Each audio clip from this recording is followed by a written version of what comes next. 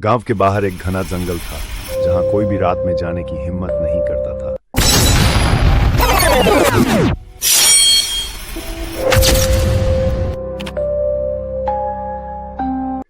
कहते थे कि वहां एक पिशाच रहता है जो रात में भटके हुए लोगों का खून पी जाता है। गांव वाले उससे डरते थे और उसे कोसते थे, पर कोई भी नहीं जानता था कि उस पिशाच की भी अपनी एक फिक्र थी।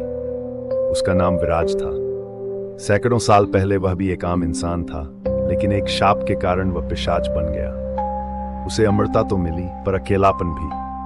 हर रात जब वह गांव की ओर देखता तो उसे अपने बीते दिन याद आते, जब वह भी हंसता था, प्यार करता था और किसी का बेटा, किसी का भाई हुआ करता था। लेकिन सबसे ज्यादा उसकी फिक्र आशा की थी। आशा जो उसकी प्रेमिका थी, जिसने वादा किया था कि चाहे कुछ भी हो जाए वह हमेशा उसकी होगी।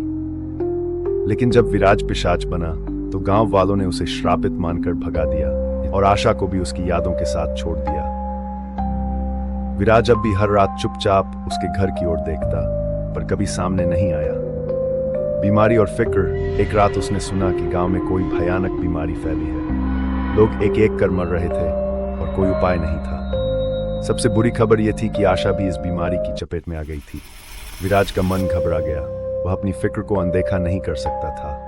रात के अंधेरे में जब पूरा गांव सो रहा था, विराज चुपचाप गांव में दाखिल हुआ।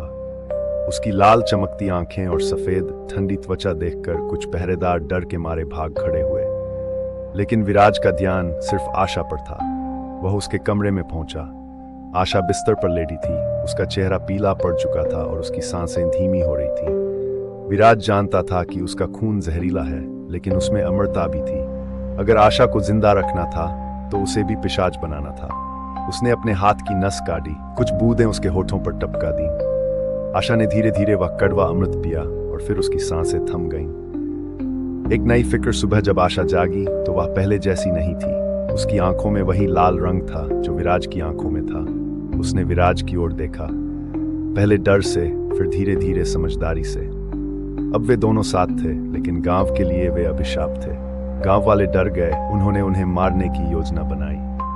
विराज और आशा को अब यह गांव छोड़ना था। विराज की फिक्र अब खत्म हो गई थी, लेकिन एक नई फिक्र शुरू हो गई थी। अब वे इस दुनिया में कहां जाएं जहां उन्हें कोई शापित न समझे, बस दो प्रेमी की तरह जीने दे। शायद कहीं कोई ऐसा जंगल होगा जहां उनके जैसे और भी होंगे, जहां पिशाचों की भी अपनी दुनिया होगी। और फिर वे दोनों रात के अंधेरे में उस अनजाने सफर पर निकल पड़े।